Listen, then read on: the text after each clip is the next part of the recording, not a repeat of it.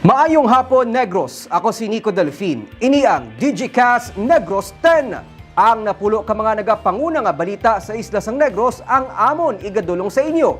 Update nyo kami via Facebook Live, YouTube, kag sarang man kami malantaw sa KCAT Channel 11 sa syudad sa Kabangkalan, Himamaylan, kag sa Banwa sang Ilog. Kag yari na ang top 10 nga mga balita sa Isla sang Negros subong nga adlaw. Mga nagkalain-lain nga sektor, may nagkalain-lain man nga panawagan para sa quarantine status sa Bacolod. 20 anyos nga nakabunggo sa senior citizen sa Barangay Alihis, nagsungka na sa PNP. Sa Ibim Magalona, 24 anyos nga lalaki, natripan, gintiro, patay. Ano lang ba lang ang mga COVID-19 patient ang pwede mag-home isolation? Kag, sa good vibes, sa online classes, hindi lang estudyante ang nagatuon kundi pati mga ginikanan. Initanan sa DigiCast Negros 10.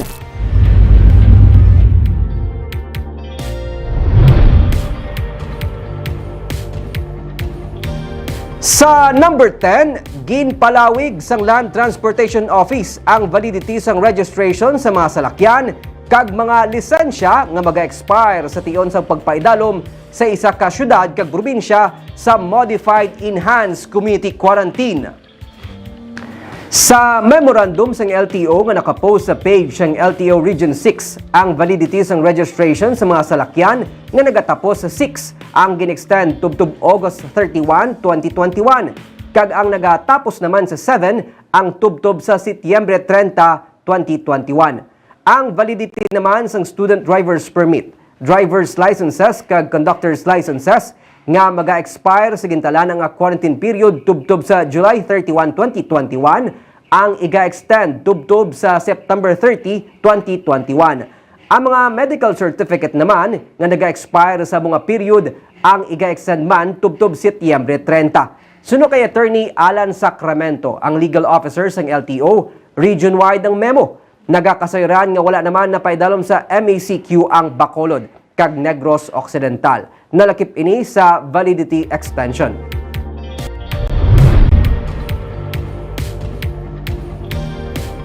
Sa number 9, masakit man pero para kay Provincial Agriculturist Attorney Jafet Mascolino, pero pinakamaayo nga solusyon ang iya nakitaan amo ang iya nga pagretiro. Sa interview sa katapos ng media, suno kay Mascolino, iya na magin-arrange kay Negros Occidental Governor Eugenio Salacson nga siya ang magaretiro kag tubdob na lamang siya sa Hunyo 30. Iya na lamang bayaran personal ang 1 milyon ka pesos nga ginasukot sa isa ka caterer sa probinsya sa idalom sang talatapan sang OPA. Paathag ni Mascolino, naggamuna kag sang ulihi ang mode of procurement para sa among nga transaksyon ang nanginsala. Damlag pa, ginpapanaugan si Mascolino sang show cause order matapos magpanukot ang tag-iya sang among catering service bangod wala mabayaran. 62 anyos si Mascolino kag iya ginapakamaayo nga mag-avail sang optional retirement. 39 na katuig siya sa serbisyo. Painful gituod pero ako nga saligo para tapos na lang siya. Amo na lang na kung solusyon naging offer sa ila kanay Gob nga ma-retire na lang ko Gob and then ning bayaran ko na lang ang amount. Pero attorney, ang reason nga hindi ma-produce ang mga document nga support nga i-support? Actually, ang mga doon nagkuan bala siya doon ganito. Tapos si Turbin na bala mix kay nag-okay naman nga ma-proceed ang project ba yung catering. Later on gali ang mode of procurement natapos na ang catering kag nag-bidding. So daw nagbuaya bala nga daw tamadanak mo sa papalibog pa sa iba na.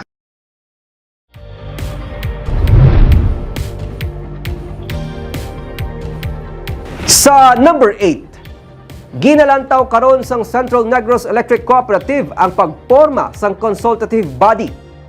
Ini kasunod sang kapaslawan sa pagpatuman sang Memorandum of Understanding sa tunga sang kooperatiba kag Power Watch Negros Advocates. Tinutuyo sa nga mga consultative body nga mangin alagyan sa pagtalakay sa mga issue sa mga stakeholders kag sa pagtibong sang transparency. Sa press conference kahapon, ginsiling ni Acting Manager kag Project Supervisor Attorney Dan Pondevilla ang pagporma sang grupo ang ila pa nga ginatalakay sa board kag ginapasiguro nga hindi magparehas ang functions sini sa board. Tuyo nila nga may mga tiglawas gikan sa mga consumer groups sa business sector, LGU kag media. Damlag pa sa pagpakita sang ilang protesta sa suno sa ila pag-reject sang MOU, gingise sang katapo sang Power Watch Negros ang wala na permahan nga MOU. Sa number 7,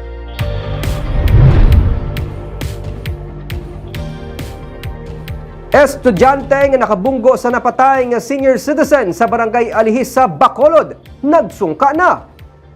Nagsungka na kahapon sa Police Station 8 ang 20 anyos nga lalaki nga nag-hit and run sa 69 anyos nga si Olivia Porceso sa highway sa barangay Alihis sang Sabado. Ang suspect nga isa ka estudyante among sakay sang Vios nga silver nga nakabunggo sa kay Porceso sa tunga sang dalan nga iyaging kamatay. Suno kay Captain Elmer Bonilla, wala na ma-detain ng suspect bangod sa naglapse na ang iyang reglementary period. Kag may initial settlement naman sa pamilya sang biktima.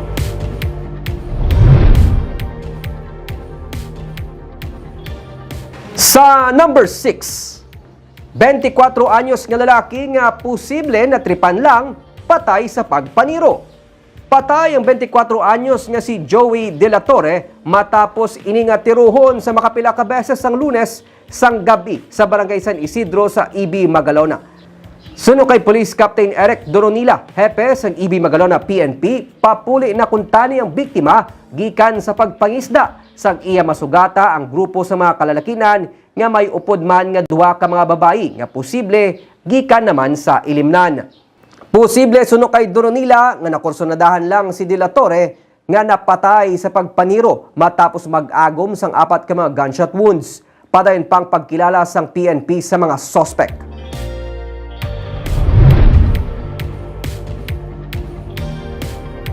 Sa number 5, mga beach kag resort sa probinsya pag-asiradaan sa tubtob 25. Subong pa lang may mga kapulisan na sa probinsya nga nagasugod sa paglibot sa mga beach resort sa ilatag sa mga area of responsibility agod magpahanumdom sa mga resort owners nga hindi magbukas sa masunod nga semana, Hunyo 23 tubtob 25.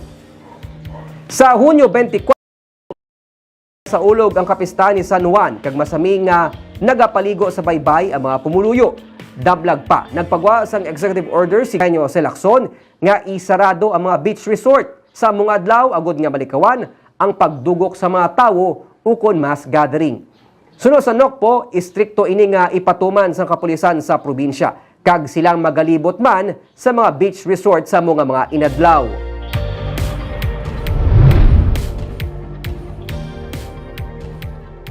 Sa number 4, sa mga nagpositibo sa COVID-19, sino lang bala ang pwede mag-home isolate? Kag sino ang dapat nga dalon sa quarantine facility? Ano bala ang matabo sa mga mapaidalom sa hospital supervised home care? Yari ang report ni Romeo Subaldo. Kung close contact ikaw sa isa ka pasyente nga nagpositibo sa COVID-19 kag negatibo ang imong RT-PCR test, nagakadapat ka sa gyapon magpaidalom sa home quarantine sa sulod sa 14 ka adlaw. Pero kung ikaw ang magpositibo sa RT-PCR test kag wala ka nakapasar sa omnibus guidelines para sa home isolation, dalon ka sa quarantine facilities ang gobyerno. Kung luyag mo, pwede ka sa mga accredited nga hotel o convention house pero ikaw ang mabayad. Nag-average sa 1,700 tubtob 2,500 ang adlaw sa hotel kag pension house kag 14 dias ka nga magatinir diri. Ang mga vulnerable o kung may mga comorbidities, minors, bedridden, kag nagapaidalom sa chemotherapy, kag sa makapasar sa assessment sang barangay health worker o kung sang EOC, pwede ka mag-home isolate. Pero dapat makapasar man ang imong balay sa ilang evaluation. Dapat may kaugalingon kang kabanyo kag hindi ka makapanglaton sa iban.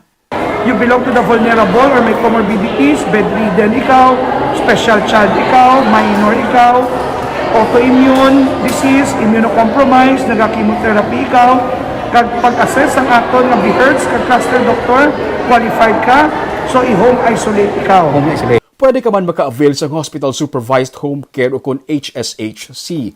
Mapa-admit ka sa ospital. I-evaluate sang EOC kag barangay health worker kag usisao nila kung ang balay mo qualified para sa home care. May nurse nga magakadto sa imo nga balay kada adlaw para lang tawon ang imo nga kahimtangan. May makuha man sang imo nga basura sa imo nga puloy-an. Kag once ma-admit ikaw as home care, insigida may nurse na makadto para dulungan ka sa COVID kit, ma-baseline laboratory, ma-baseline x-ray, dulungan ka sa oxygen nga standby, kag may ara ka 24/7 nga doktor na ma-assist sa imo nga pwede mo tawagan anytime. Plus, ang imo nga higko sa imo nga kwarto, tingbo na siya, kag kolektahon man sa accredited nato nga health facility. Okay. Kag kung maglala ang kaso mo, garantiya nga may hospital bed ka kag hospital room sa hospital nga kusadin ka na pa-home care. Sa Subong, ang Riverside Medical Center pa lang ang accredited nga hospital para sa HSHC. Pero may pending man nga application ng Doctors Hospital kag Corazon Locsin Montelibano Memorial Regional Hospital. Ang mga mild kag asymptomatic cases lang ang pwede magpaidalom sa HSHC. Liwat nga ginasulit sang EOC nga kung may ginabat siya nga simptomas ng COVID-19, pwede makapakonsulta sang libre sa Bro Center sa Base Center sa Bacolod, kag pwede man dito makapaswab test para gilayon mabalaan kung bala positibo ka sa COVID-19 o kung hindi. Romeo Subaldo para sa Digicast Negros.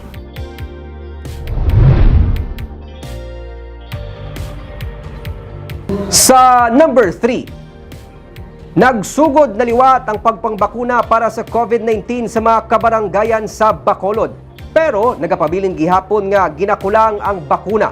Samtang sa Huwebes tubtob Biyernes, magabalik man ang simultaneous mass vaccination sa mga banwa kag syudad sa Negros Occidental. Yari ang report. Humalin sang Lunes, nagsugod ng pagpangbakuna para sa COVID-19 sa mga kabaranggayan sa Bacolod. Sa Barangay Montevista, madamo sa mga residente nga nakaparehistro kag nalakip sa A1 tubtob A3 nga category ang nagpadulong sa gym para makahingabot sa supply sang bakuna. Ang clinic staff nga si Pinky Braganza nga nagbaton sa nga first dose ng Sinovac, nagduha-duha pa sadto nga magpabakuna kay may hypertension siya. Sang pormiro daw, hadlok-hadlok pa. Nano ka? Daw na hadlok pa. Yaman. Pasubong kay miyara ka na sa bakuna. So far, ano na nabatsagan mo? Mas kuya, mas confident nga sang sawala. Comfortable ka kay nakaka first dose ka na.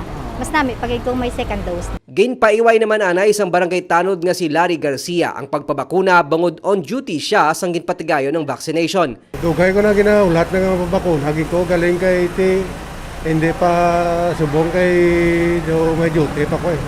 Nagapabilin nga ginakulang ang supply sang bakuna sa Bacolod nga nagadepende man sa ginapadala sang Department of Health. Gani wala man ginatugutan sang pila ka mga barangay ang mga walk-in. Sa walk-in, wala gi ko entertain kay tungod ang 150 ginapaigo lang gid. So sa mga A1, A2, A3 ginpasulod gina sila namon. Kulang pagid kami sa amon ng mga manpower, no? So nagaayo lang ko sa BHW sa Barangay Villamonte. Samtang bangod man sang kakulang sang supply sang bakuna, paghahatagan sang prioridad sang Negros Occidental Provincial Government ang mga banwa kag syudad nga nakapreparar na para sa simultaneous vaccination sa sininga Huwebes tubtob Biyernes. Pagabasehan man sang probinsyang populasyon sang tagsa ka mga lugar. Pag-abot sang ambulance nga wala sang vaccination center, wala vaccinist, wala vaccination team, hindi pag idagdag ang bakuna sa inyo, LGU. Okay? So dapat pag abot sa ambulansya, ready ang tanan. Ready ang ginayo naton nga mga preparasyon. Dungan ang bilog nga probinsya pagpabakuna.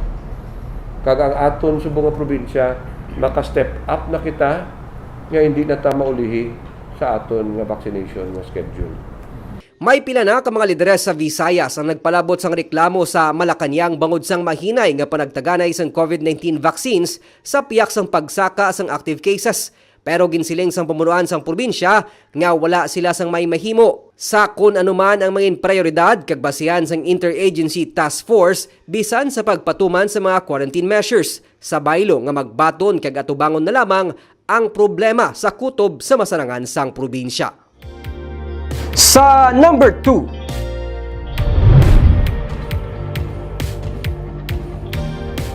Negros Oriental, nalapawan ang katamuon sang COVID-19 active cases sang Negros Occidental. MACQ sa probinsya, magasugod na subong nga adlaw. Nagdangat na sa 2,242 ang active cases sa karon sa Negros Oriental matapos madugangan sang 699 naman kabagong nga kaso sang COVID-19. Ang ini nga mga kaso ang gikan sa Hunyo 10 tubtob subong suno sa Provincial IATF. Ang Dumaguete City amo sa gihapon ang nagapabilin nga epicenter sang COVID-19 sa Negros Oriental matapos makarecord sang 910 ang syudad gikan sa datos sang Provincial IATF. Magasugod subong adlaw ang pagpaidalom sa Modified Enhanced Community Quarantine sa Negros Oriental. Kag suno sa kay Bimbo Miraflor, PIO sang probinsya, may mga quarantine kag border control points na nga ipatuman. Sumugod buwas kag ang pagpatuman sa mga quarantine passes ang magadepende naman sa tagsa ka LGU. Naka-skeletal workforce naman karon ang provincial government bangod sang pagpaidalom sa MACQ. Samtang magluwas sa Negros Oriental, nalapawan naman sang Bacolod City ang Negros Occidental sa kadamoon sang COVID-19 active cases. Yaran na sa 1,920 ang active cases sa Bacolod matapos madugangan sang 72 kahapon. Ang Negros Occidental ang nagpanaog naman sa 1,794 active cases matapos mag-record sang 94 ka bagong nga kaso kag 194 ka new recoveries. Kag sa numero 1 sa mga balita subong nga adlaw.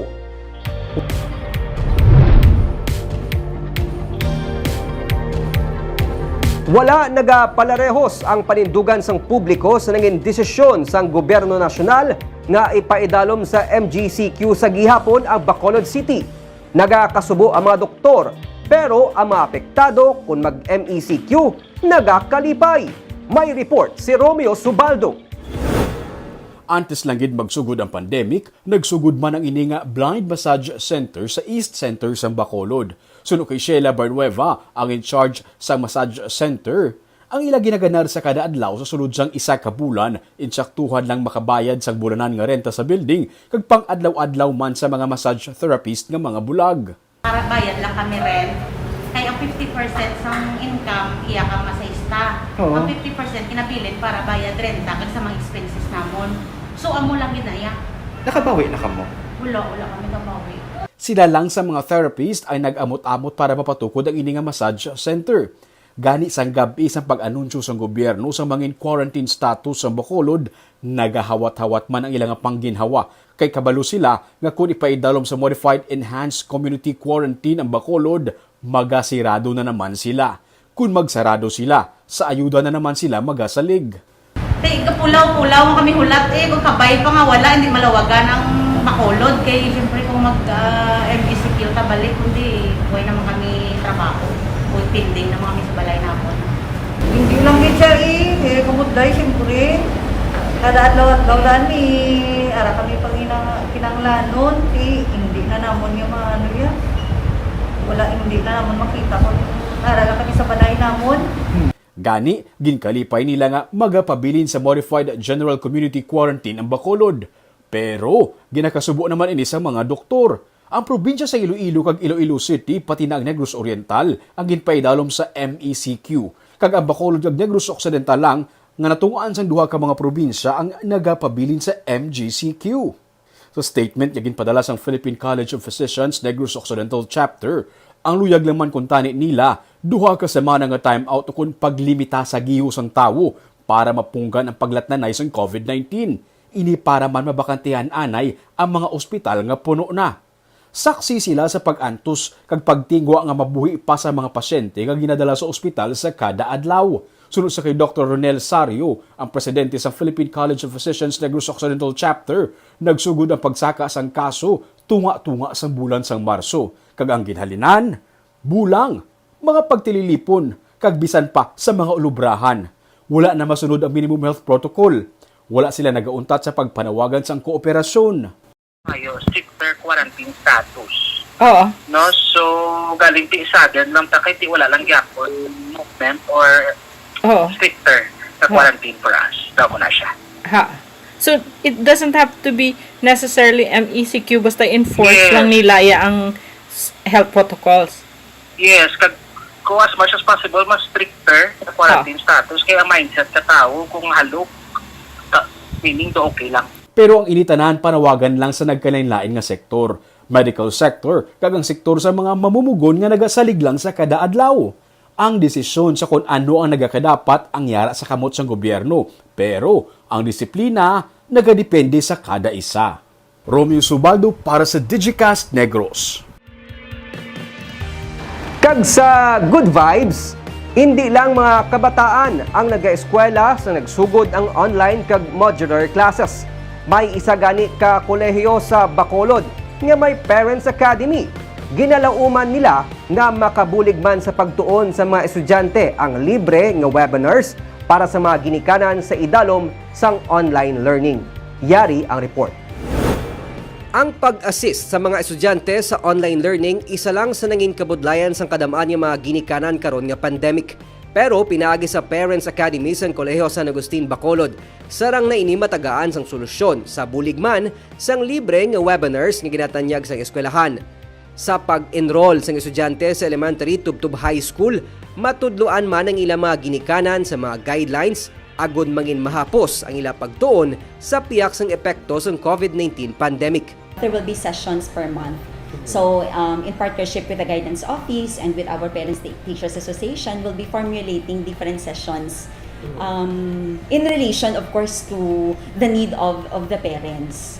So that's why when we start August, by the time that we will have our parents orientation, then we will introduce our session, our first session. And every month may session for parents to assist them. So it's automatic. Like if you're our parent, you are already part of the Parents Academy from preschool to senior high school. So it will be school for... Para naman sa pila ka mga ginikanan, dako na ini nga benepisyo para maka-adapt ang pamilya upod sa mga manunudlo sa online learning. At the time, nag-commute ay public transport pa. So that's about 2 to 3 hours a day that we're spending commuting. So imagine ang 2 to 3 hours nga nakakas sa plate bala nimo nga syempre kakapoy mo magbiyahe mo. So amo na guro para sa amon ang practical wise do ka very beneficial gid.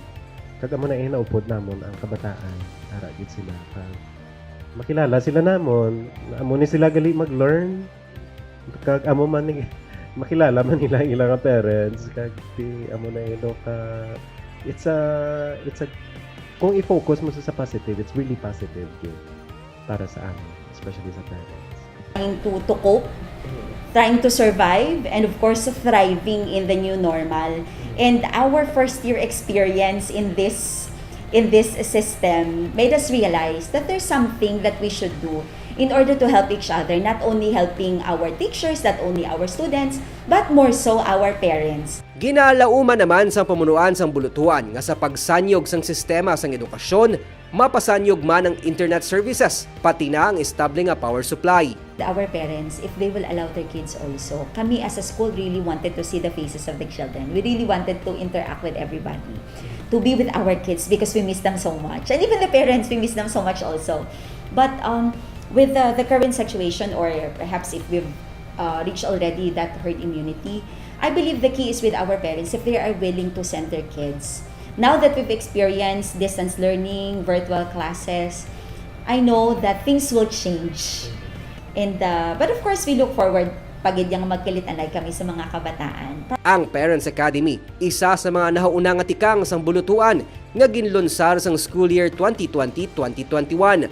Sa pagsugod sang panibago nga school year, ang natukod nga academy ang nagaserbi man nga pamatuod nga sa piyak sa mga pagtilaw nga tugas sang pandemic sarang ini malampuwasan pinaagi sa kooperasyon kag pag-upod sa mga pagbag-o. Kagamuyadto ang mga balita sa Isla Sang Negros. Tubtubwas, ako si Nico Delfin. Maayong hapon.